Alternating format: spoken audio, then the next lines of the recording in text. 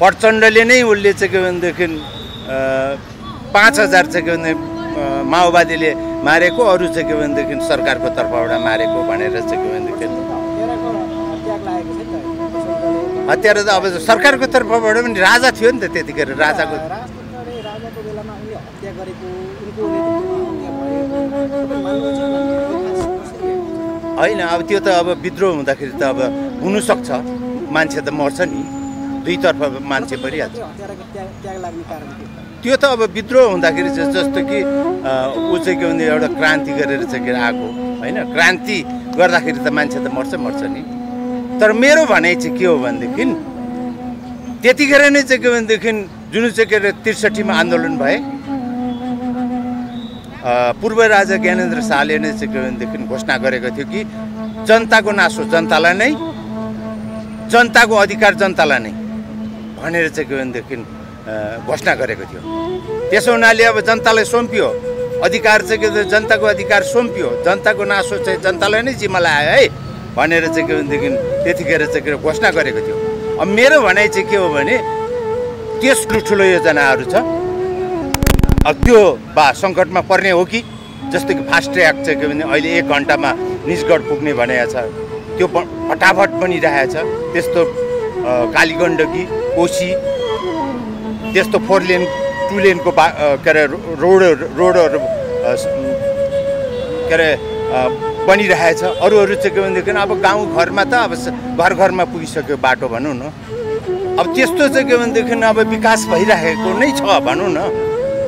त राज संस्थामा त त्यस्तो भएको थिएन, हामी त खाली खुट्टा हिँडिरहेको अन्धकारमा चाहिँ के भनेदेखि थिएन। टाढोसम्म थियो। अब भारतबाट चाइनाबाट ल्याउनु पर्थ्यो हामीले।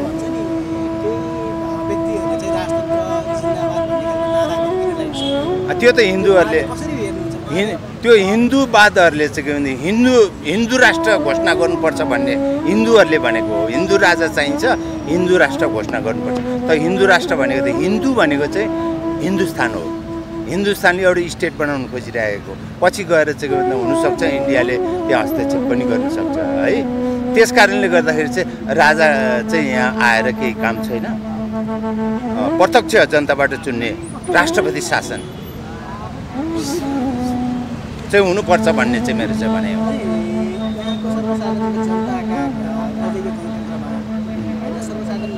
छोराछोरीहरू चाहिँ जाने उनीहरूले चाहिँ जनताको सेवा गर्ने अवस्था अहिले मिलेको छ।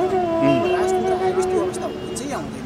नहुनु नि सक्छ, भन्न सकिँदैन। किनभने उसले चाहिँ के भने फेरि अर्को नियम बसाल्ने हो नि त। त्यो गणतन्त्रमा जति पनि चाहिँ के भने योजनाहरू छ त्यसलाई खारिज गर्नु पनि सक्छ। मैले भने नि त अब त्यो ठुल्ठुलो योजनाहरू चाहिँ त्यस्तो चाहिँ के भनेदेखि हाम्रो राष्ट्रिय गौरवको योजनाहरू छन्, अरू योजना पनि होला होइन। अब त्यो योजना पनि अल्पमतमा पर्न सक्छ। किनभनेदेखि अब राजाले त उसले त हुकुम चलाउँछ नि त, उसले आफ्नै किसिमले गर्नु खोज्छ नि त। त्यस कारणले गर्दाखेरि चाहिँ मेरो चाहिँ विचारमा चाहिँ के भनेदेखि राजतन्त्र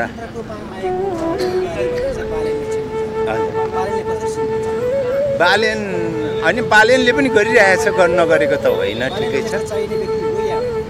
चाहिने त चाहिने नै हो। कुनै कुरामा चाहिँ अलिअलि चाहिँ हावा कुराहरू पनि गर्छन्। त्यसैले गर्दाखेरि चाहिँ बालेन पनि पछि गएर चाहिँ उसको कुराहरू पनि ठिक हुँदैन कि जस्तो लाग्छ। अहिले त ठिकै हो। बरु यो कुलमान घिसिङले चाहिँ गरेकै हो, किनभने उसले देखाएरै गरेको हो। उसले चाहिँ के भनेदेखि तपाईँ त्यो अन्धकारबाट उज्यालोमा ल्यायो होइन।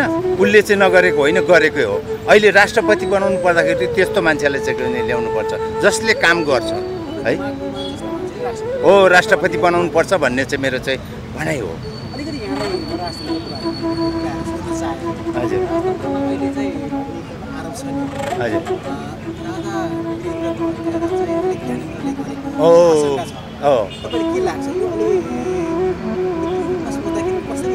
अब त्यो सबैले चाहिँ के भनेदेखि बच्चाले पनि भनेको थियो कि हत्यारा चाहिँ के भनेदेखि वीरेन्द्र पऱ्यो नि त। राजाले त सबैले समेट्नु सक्नु पऱ्यो नि त।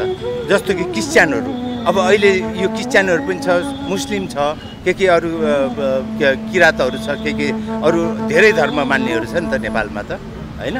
अब त्यो धर्मलाई पनि समेट्नु सक्नु पर्यो नि त। त्यो धर्मलाई के चाहिँ के भनेदेखि अब हिन्दू राष्ट्र नै बनाउने भनेर भनिरहेछ भनेदेखि त तिनीहरूले त भगाउने कुरा त आयो, पछि गएर बिस्तारै त भगाइहाल्छन्। अनि त्यसो भएपछि एउटै बाउको छोराले आफ्नो छोरालाई, एउटै बाउले भनौँ न अब घरमा हैन, छोरालाई चाहिँ के भनेदेखि एउटा छोरालाई पाखा लगाउने कुरा त आउँदैन नि त। भन्दाखेरि चाहिँ के भनेदेखि यो जनता पनि सबै जनता नै हुन् है। अब राजा भनेपछि एउटा साझा राजा हुनुपर्छ भन्ने चाहिँ मेरो चाहिँ भनाइ हो। अनि सबैलाई समेट्नु सक्नु पर्यो त्यो पनि। अनि फेरि चाहिँ के भनेदेखि हजुर अब त्यो त चुनावबाट चाहिँ के भनेदेखि होइन, चुनावबाट चाहिँ के भनेदेखि राजा बन्ने जनताले चुन्नु पाउनु पर्यो। जस्तो कि राष्ट्रपति, कार्यकारी राष्ट्रपति त जनताले नै चुनेर जाने हो हैन भन्ने कुरा चाहिँ मेरो चाहिँ